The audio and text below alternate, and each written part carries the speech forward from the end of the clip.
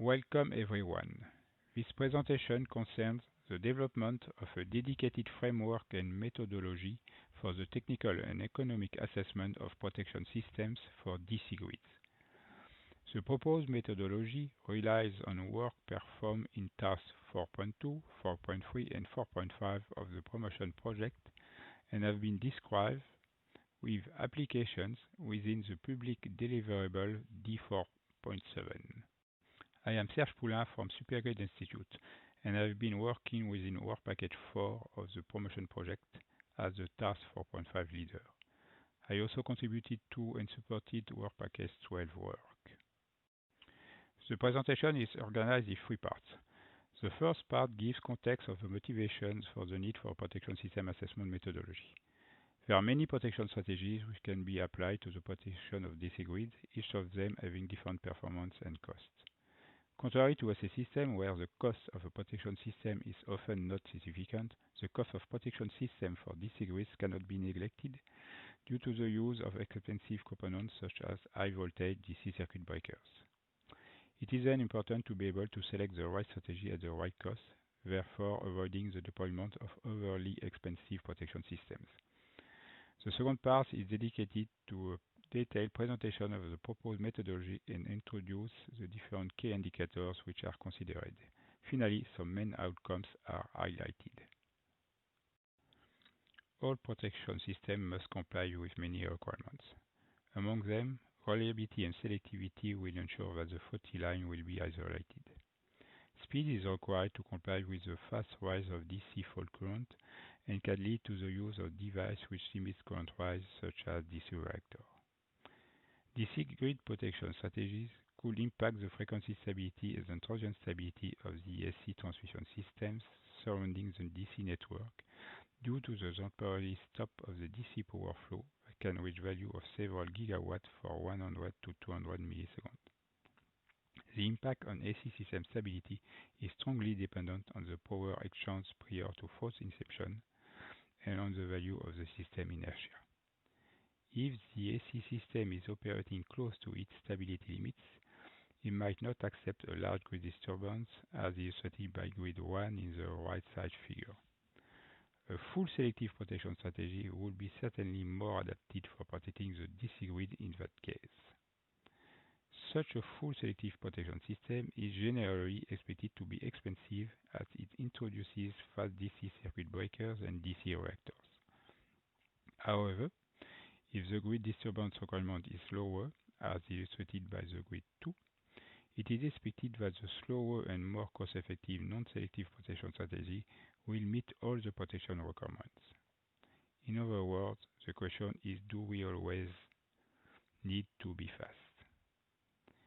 In the end, it can be said that the protection system performance needs first to be considered in order to comply with system-level requirements, but that it could be overly expensive to always implement the most performance strategy.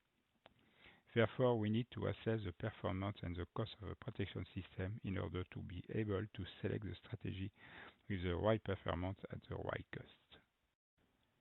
Starting from the system-level requirements on both AC and DC systems, the protection system will be defined with associated performance and component specification. Then the proposed methodology aims to quantify the obtained performances and associated costs, the latter being mainly related to protection component specification, through the definition of key performance indicators and key economic indicators. In the framework of Work Package 4, the DC grid cost data was separated from the cost data collection proposed in Work Package 12. Besides this cost data collection, specific parametric cost models for different high voltage DC circuit breaker technologies were developed in Task 4.5. Key performance indicators have previously been presented in the scope of this session presentation. Here is a brief recap. Efficiency indicators describe a strategy performance regarding fault interruption and grid restoration. They assess to what extent the performed protection sequence is able to limit the impact of DC contingencies on the interconnected AC-DC system. Failure indicators are related to the probability that either the primary protection sequence or the backup sequence fail to clear the fault. Having different probabilities, they are linked with the notion of risk analysis for the protection system, insofar as the failure of a sequence can lead to different impacts on the interconnected AC/DC system. Key economic indicators are associated with both capital expenditures, CapEx, and operation expenditures, OpEx, related to protection systems. As such, CapEx and OpEx will form the total cost of the protection system.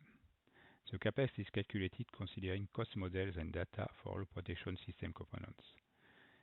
The OpEx calculation relies on the quantification of three indicators, namely the expected energy not transmitted, EENT, through the DC grid due to protection component unavailability, the power dissipated within protection component, and the maintenance cost for this protection system.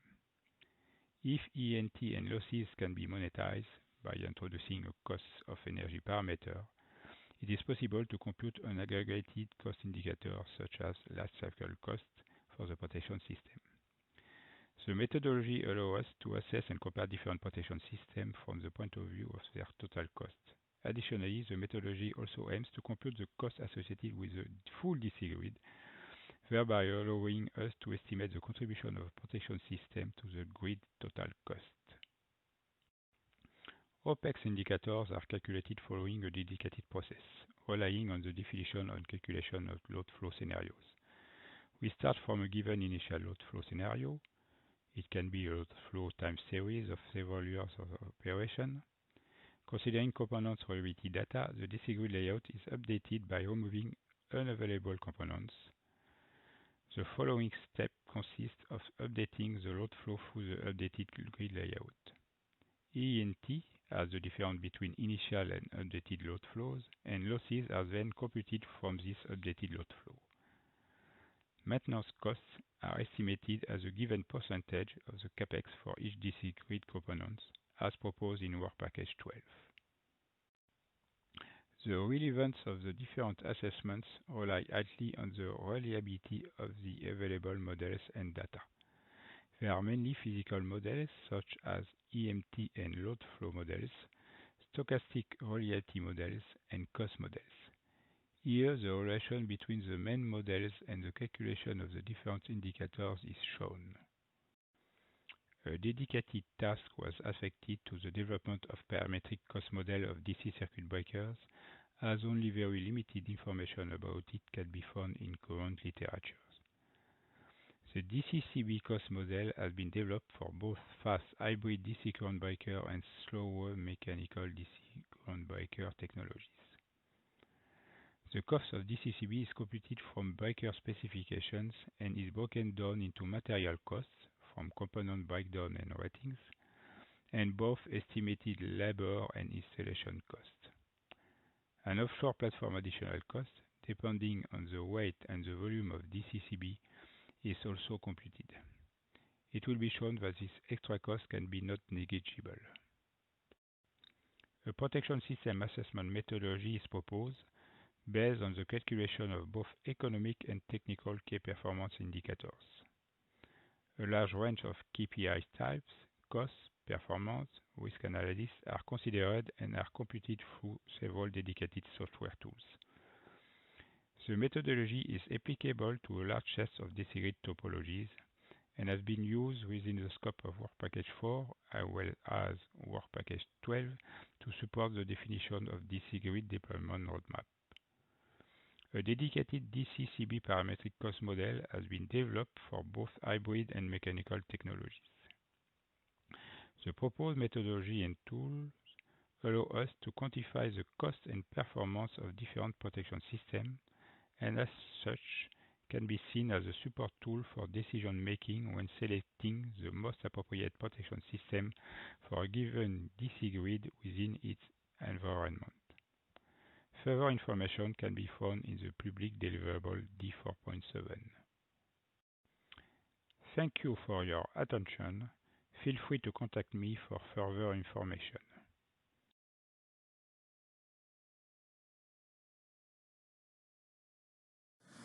Hello everyone. Within this session, I'm going to cover the topic of impact of DC grid protection on AC grid stability. This study is a part of overall cost-benefit analysis of protection schemes under Task 4.5. My name is Jai Dave and I'm a PhD student at KU Leuven. Prior to this, I had a master's degree from RWTH Aachen and a work experience in low voltage system design. I'm currently in my final year of PhD on the topic of transmission expansion planning, including DC grid protection. As the title suggests, the agenda of the presentation is to show the impact of DC grid protection on AC side. And this presentation also includes a small case study that translates this impact in terms of cost and provides a cost-benefit analysis. The impact on AC side is observed in terms of stability, where the stability of AC grids can be classified in three parts: frequency, voltage, and rotor angle. Out of these three, we specifically focus on the frequency stability because the inertia of future grids may reduce with higher renewable penetration, and so the frequency stability becomes the major concern. We compare two types of protection strategies: fully selective and non-selective.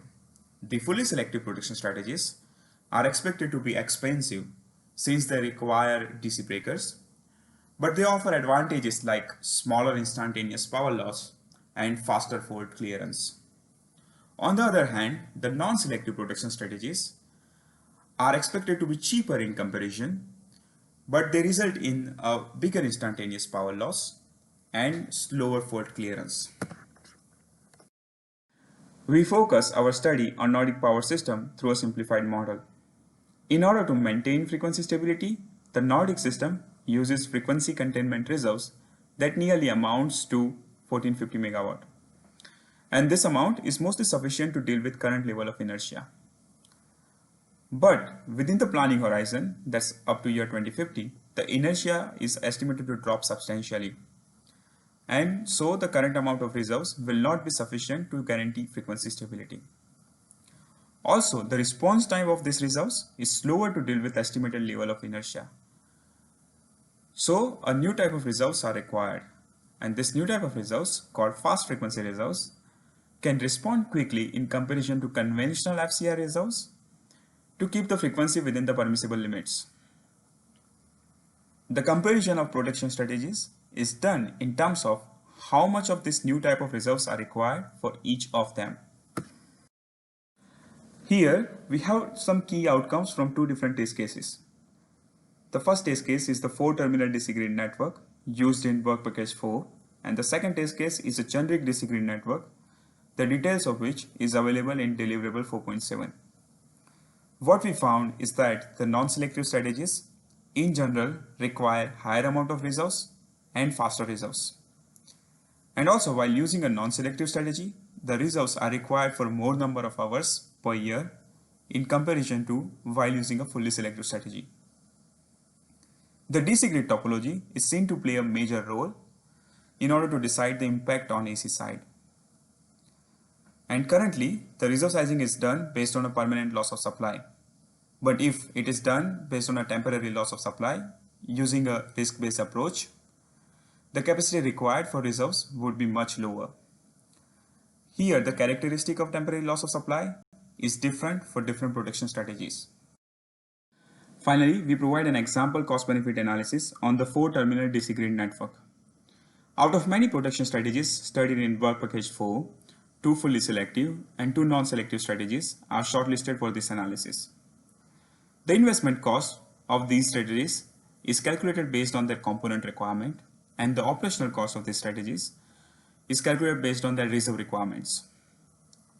As it can be seen in the graph, if the unit cost of fast frequency reserves is smaller, around 5 euros per megawatt hour, the protection strategy with the lowest investment cost, which is the non-selective strategy with the converter breaker, is the most economical.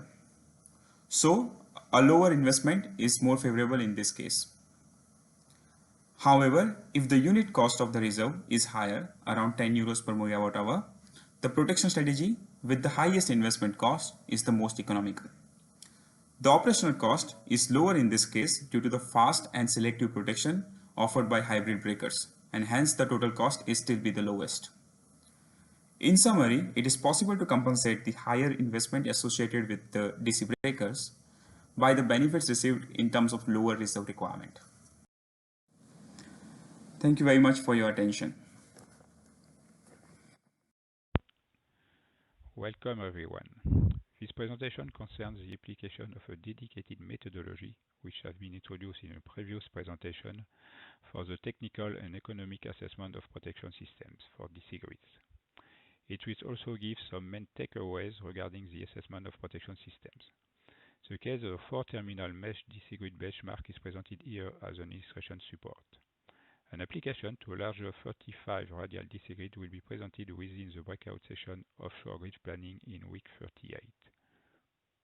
I am Serge Poulin from Supergrid Institute and I've been working within Work Package 4 of the promotion project as the task 4.5 leader. I also contributed to Work Package 12 work.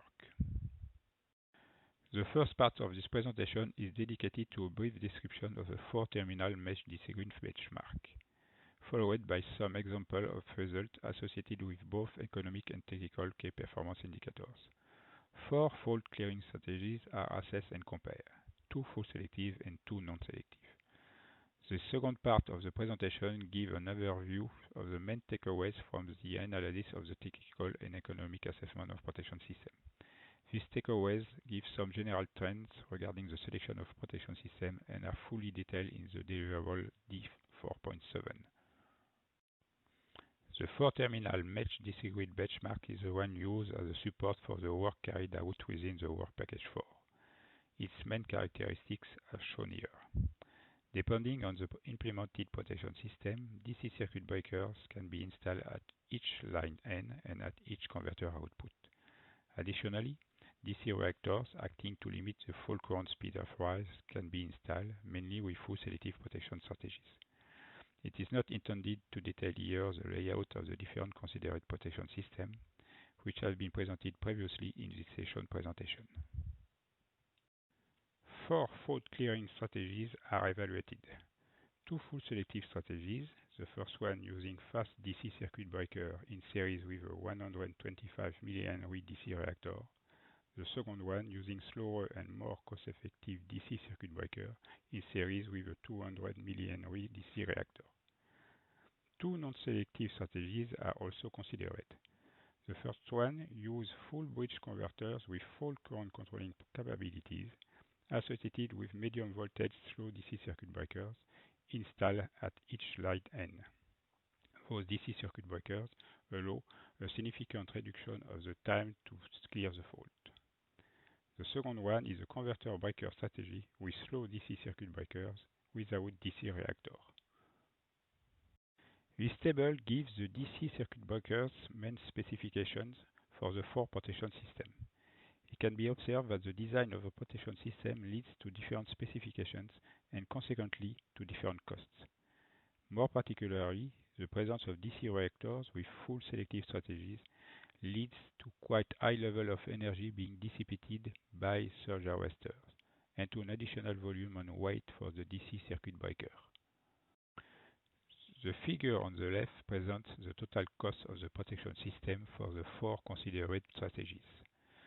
For the non-selective protection strategy using full bridge converters, the additional cost of the converters in regards to a half bridge converter cost, and here depicted in grid color, is added as a protection component cost. The figure on the right gives the contribution of the protection system cost to the total DC grid cost, including transformers, converters, platforms, and cables. The capex of protection system which use DC circuit breakers is dominated by the DC circuit breaker capex, including braking devices, reactor, and surge arrestor.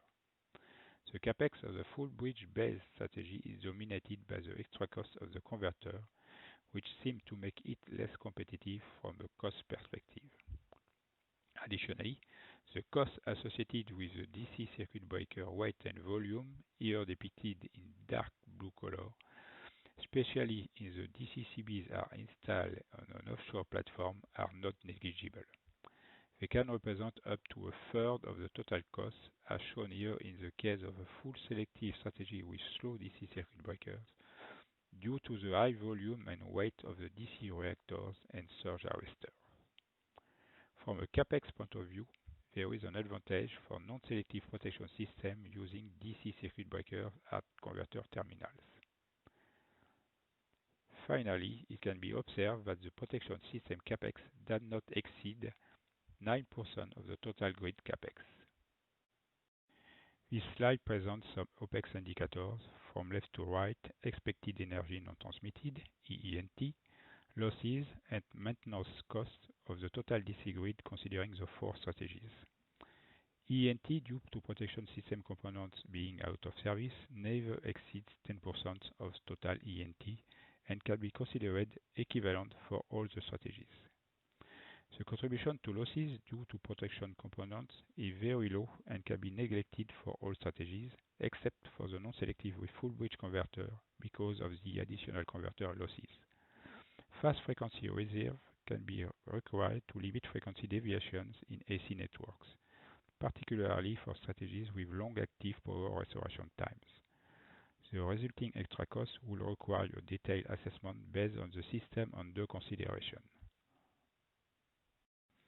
To illustrate the difference in terms of protection system performance, this slide presents some key performance indicator values calculated within TAS 4.3, which considers several fault scenarios. The example of fault clearing speed and power restoration time are given here, as they are critical with regards to the impact of a DC grid contingency on AC system stability. It can be observed that, as expected, full selective fault clearing strategies present higher speed to clear the fault. For non-selective strategies, the power restoration time is lower than 200 milliseconds and is relatively constant whatever the fault location and protection sequence, primary or backup, therefore highlighting a quite deterministic behavior. This property can be interesting, as it is then possible to extrapolate those times to all operation and fault scenarios, allowing to anticipate the potential impact on AC systems. It is not the case with full selective strategies, where the power restoration time is highly dependent on fault location and can be quite high with backup sequence.